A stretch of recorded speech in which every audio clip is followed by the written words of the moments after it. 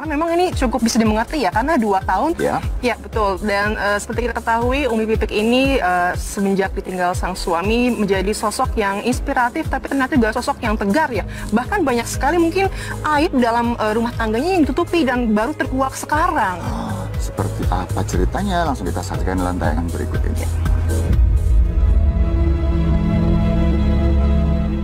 8 tahun sudah ditinggal sang suami tercinta untuk selama-lamanya. Umi Pipik rupanya telah melewati berbagai macam kepelikan hidup.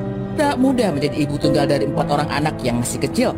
Umi Pipik sempat pesimis dirinya bisa menafkahi keluarga. Jauh sebelum kepergian Ustadz Jeffrey Al-Bukhari, di kala perjalanan seorang Pipik Dian Irawati rupanya sungguh pelik dan menelan banyak luka yang dirinya masih belum sempat bisa menerima. Ya Allah, kenapa saya sih gitu? Itu pertanyaan saat saya sebenarnya tahun waktu umur saya 10 tahun sih. Pertanyaan itu pernah saya lontarkan ke Allah saat ibu saya meninggal di hadapan saya kena serangan jantung. Saat itu saya bertanya, ya Allah kenapa saya gitu? Kok nggak adil banget sih, saya masih kecil, saat itu saya masih main-main sama ibu saya gitu. Dari umur itu sampai akhirnya wah ujiannya luar biasa, banyak sekali, sampai akhirnya pas uji meninggal itu saya ngerasain bahwa saya dapat pelajaran berharga justru dari anak saya nomor 1 Adiba. Jadi pas uji tiba-tiba meninggal secara mendadak seperti itu, saya udah kayaknya udah gak semangat gitu saat itu, Mbak. Udah bener-bener gak mau ngapa-ngapain, kayaknya maunya mati bareng. Belum bisa terima kenyataan, Umi Pipik yang separuh jiwanya pergi disadarkan dengan pernyataan mengejutkan sang anak sulung Adiba. Ya, Umi Pipik sempat merasa malu lantaran anak-anaknya nampak jauh lebih kuat ketimbang dirinya. Tuh, cuma saat itu akhirnya begitu saya nggak mau ngapa-ngapain, Adiba anak saya nyuapin saya nggak makan, Mbak. Dari mulai ujian tabrakan malam sampai akhirnya ke rumah sakit malam, tengah pagi, siang disolatkan di Istiqlal, sampai lagi antara malam saya nggak makan sama sekali. Kayak separuh nyawa pergi gitu ya. Saya nggak makan sama sekali sampai akhirnya Adiba, teman-teman saya bawain makanan kesukaan saya juga saya nggak sentuh, sampai akhirnya Adiba bisikin saya mau nyuapin saya masih nggak mau. Terus dia bisikin dengan kalimat, emang kalau Umi begini terus bisa bikin Abinya hidup lagi. Di situ saya yang gitu kayak kayak seolah tuh ditampar gitu. Anak kamu aja bisa kuat, kenapa kamu enggak? Beberapa saat di hari kepergian Uje, Umi Pipik rupanya mendapat sebuah pesan tersirat, di mana kenyataan kala itu berkali-kali membuatnya tersentak dan menyadari jika sosoknya kini adalah buah dari suatu amanah sang suami yang merupakan seorang pendakwah di negeri ini. Dan malam mau meninggal, siang itu saya sholat zuhur berdua di kamar. Terus dia cuma bilang, Umi, kamu udah harus siap-siap ya, gitu. Siap-siap apa, gitu. Kamu udah mulai harus bisa ceramah, gitu. Enggak, saya bukan lulusan pesantren, gak punya ilmu, harus ngomong apa, gitu. Udah Abi aja, gitu. Udah makanya sembuh, gitu. Ya sehat lagi, gitu. Masih banyak umat yang butuhin Abi, saya bilang, gitu. Enggak, kamu udah harus siap. Karena sebentar lagi ribuan orang akan lihat kamu.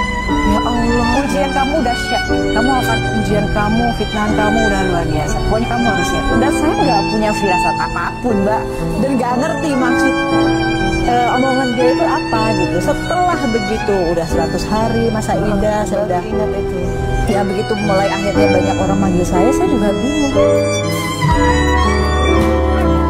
Perjalanannya penuh liku dan kepiluan. Karena itulah dirinya merasa dikuatkan. Jelas anak-anaknya yang selama ini menjadi alasan untuk dirinya berjuang melawan kenyataan yang berlawanan. Ya saya tuh nggak pernah menunjukkan diri saya, misalkan karena anak-anak nggak tahu kalau kita punya uang atau enggak gitu ya, Mbak. Jadi ya saya nggak pernah mau menunjukkan saya sedih, saya sakit, saya nggak kuat, saya nggak apa. Jadi ya benar-benar harus menunjukkan saya kuat gitu. Jadi kalau kita lihat anak-anak lihat kita seperti itu, oh Umi saya aja kuat, masa saya nggak kuat sih? Oh Umi saya aja begini, masa saya begini gitu. Jadi kan kita akan jadi role modelnya anak-anak, ya akan dilihat sama anak-anak gitu. Jadi ya tunjukkan saja bahwa kita kuat dan deketi yang maha memberikan kekuatan, Allah. Pasti Allah akan akan bimbing kita, akan berikan kekuatan kita, akan perbaiki urusan kita. Ibu dari 4 orang anak itu meyakini jika kemudahan datang di tengah kesulitan yang ada, dan kepada kekuatan Sang Maha Pencipta segala urusan dirinya serahkan. cepat sakit. Dan kebetulan memang hanya Abizar ya yang menemukan bukti bahwa Umi sakit. Maksudnya Umi tuh hatinya terbuat dari apa sih kok semuanya cool banget. Semua kayak bisa ditata dengan pemikiran yang mateng gitu, yang nggak membuat keruh suasana gitu. Ternyata orang tuh yang bikin dirinya hancur ya dirinya sendiri. Iya, sebenarnya kan masalah itu semua orang bisa menyelesaikan masalah. Yang nggak bisa itu karena dia senang dengan masalah itu dan nggak suka mencari-cari masalah gitu. Masalah kecil akhirnya jadi besar gitu.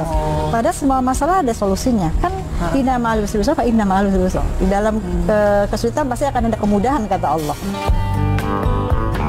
Umi Pipik adalah sosok yang pandai menyimpan segala rahasia. Apapun yang menyakitkan kelihatannya, takkan dirinya perlihatkan ke permukaan. Tak pernah ada yang tahu jika mendiang suami selama hidup pernah melakukan poligami, dan Umi Pipik menutup rapat cerita tersebut sekalipun kepada keluarga terdekatnya.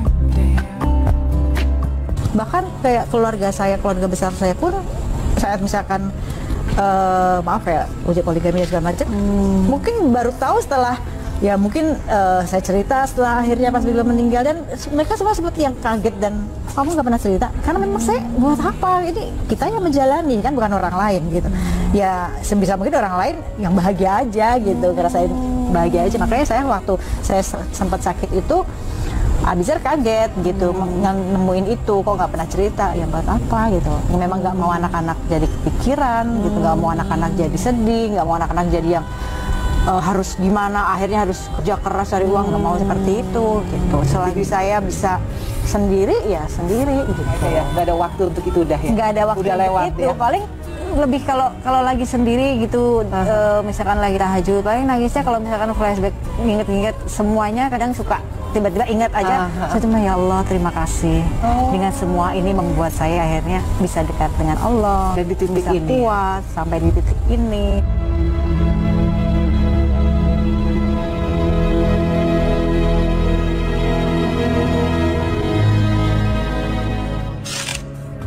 Itu ya, jadi ada beberapa hal yang tidak diceritakan oleh Umi Pipik selama menjalani kehidupan pernikahannya, dan baru sekarang kalau ada nanya, terus kenapa sekarang ngomong gitu kalau waktu itu dirahasiakan? Ya kan sekarang tujuannya untuk memberi inspirasi bahwa kalau dalam rumah tangga ya semua itu harus diselesaikan berdua. Satu lagi nih yang saya suka dari Umi Pipik tadi bilang bahwa setiap orang bisa kok menyelesaikan masalah, cuma masalahnya ada beberapa orang yang senang cari masalah.